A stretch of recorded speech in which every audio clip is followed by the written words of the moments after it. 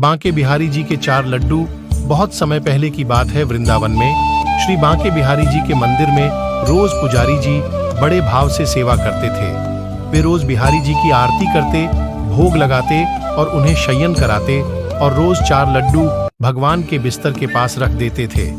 उनका यह भाव था कि बिहारी जी को यदि रात में भूख लगेगी तो वे उठकर खा लेंगे, और जब वे सुबह मंदिर के पट खोलते थे तो भगवान के बिस्तर पर प्रसाद बिखरा मिलता था। इसी भाव से वे रोज ऐसा करते थे।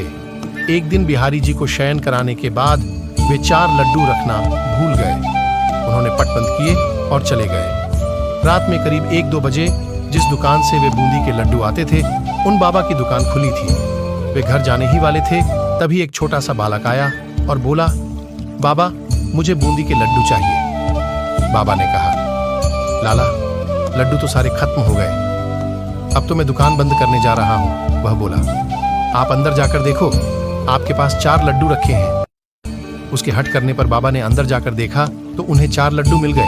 क्यों? कि वे आज मंदिर नहीं गए थे। बाबा ने कहा, पैसे दो। बालक ने कहा, मेरे पास पैसे तो नहीं है, और तुरंत अपने हाथ से सोने का कंगन उतारा और बाबा को देने लगे।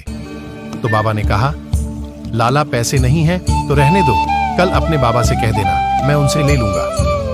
पर वह बालक नहीं माना और कंगन दुकान में फेंक कर भाग गया। सुबह जब पुजारी जी ने पट खोला तो उन्होंने देखा कि बिहारी जी के हाथ में कंगन नहीं है।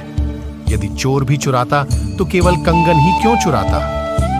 थोड़ी देर बाद ये बात सारे मंदिर में फैल गई। जब उस दुकान वाले को पता चला तो उसे रात की बात याद आई। उसने अपनी दुकान में कंगन ढूंढा और पुजारी जी को दिखाया और सारी बात सुनाई।